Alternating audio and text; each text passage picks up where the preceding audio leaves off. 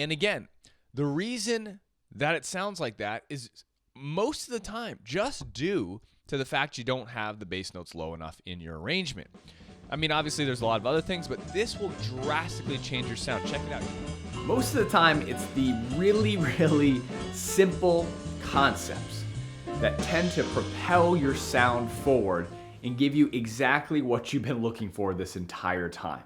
Now, in this podcast lesson, I'm going to teach you an extremely simple concept that's going to show you how to add more bass notes into your solo piano cocktail ballad style playing. And I promise you, when you work on this, your playing is going to instantly transform. My name is Brendan Lowe, creator and founder of JazzPianoSchool.com. Don't forget to go to the website to check out all of the other amazing free education that we have available there. And if you're looking to get some more help in your jazz piano playing, we do have a membership, many courses, and even live teaching programs available as well.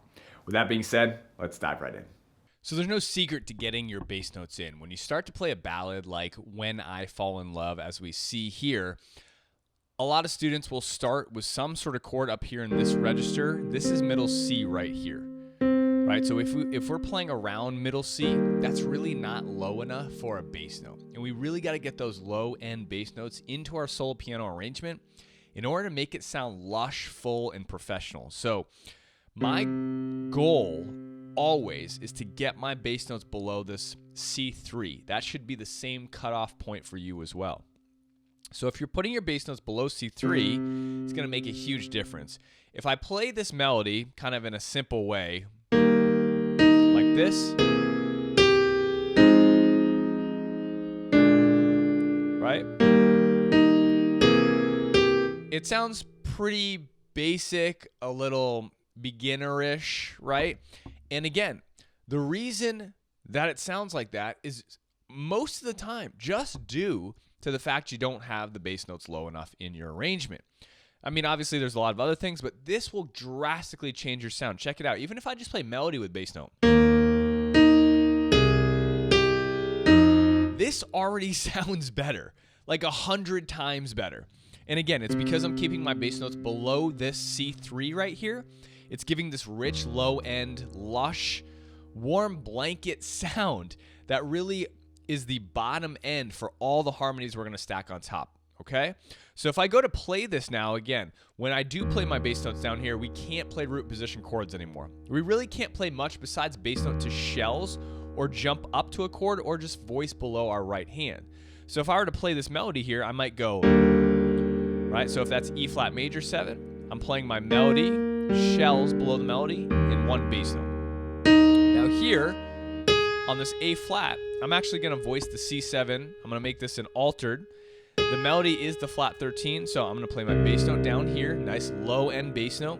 Then I'm going to get my two shells in the middle here. I'm going to throw my sharp 9 in here. Now I don't need my sharp 9 because I got everything I need here. Melody, bass note, shells, 3 and 7. But just for another color extension, I can throw my sharp 9 in right here. You hear this sound?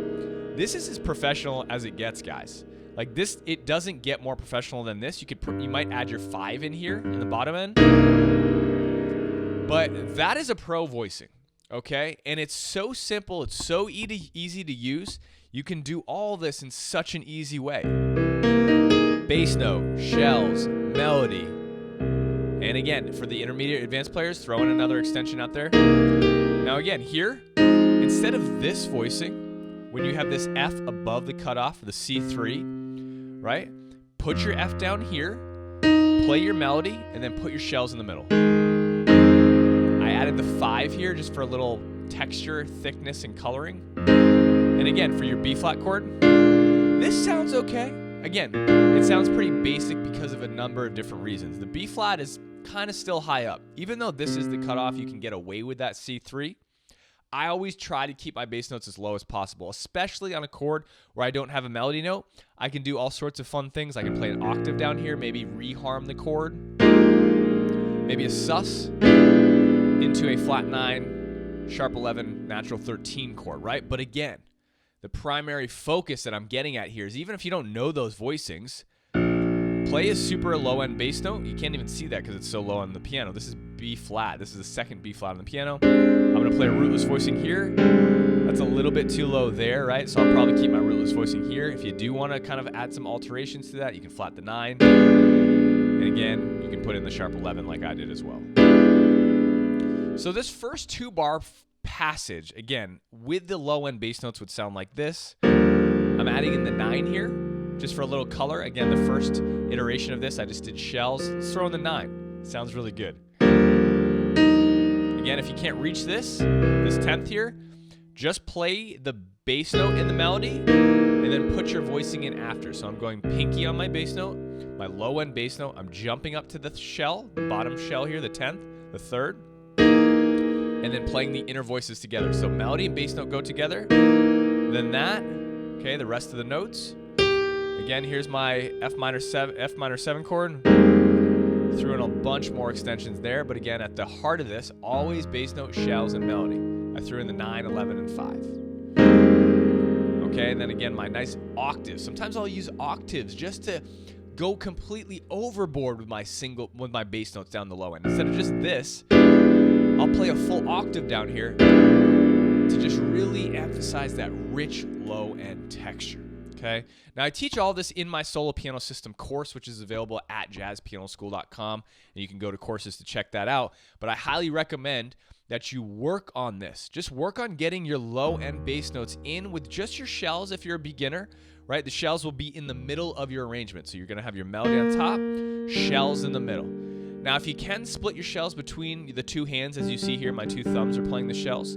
That's even better. If you're a beginner, just play the shells below the melody with your right hand, because that's going to be the easiest for you, right? And then work through arrangements. Again, this is when I fall in love. Work through any ballad. Try to just play all the bass notes down here below C3 as possible. And again, anytime that you have a chord without a melody note, play, if you don't know any voicings, just play shells, but play a low end bass note. Make it an octave maybe, like I did.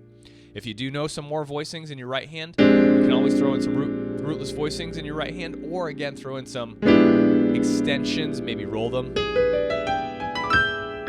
up the piano for a little bit of a fill. It's all dependent upon the level that you're at.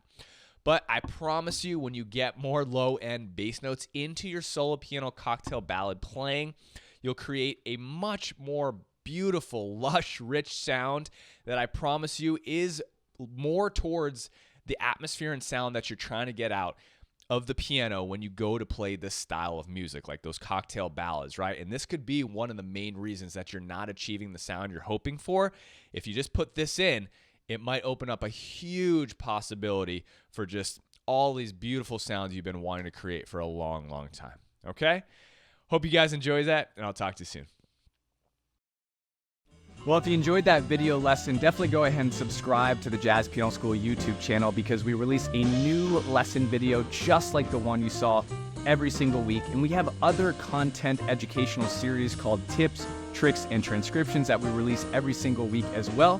And don't forget to go to jazzpianoschool.com to check out all of the other amazing free education available there. And if you're looking to take some next steps on your jazz piano journey, we do have a membership available, many courses, and even live teaching programs that allow you to work with myself and my staff of Jazz Piano School educators. My name is Brendan Lowe, creator and founder of Jazz Piano School. Thank you so much for watching, and happy practicing.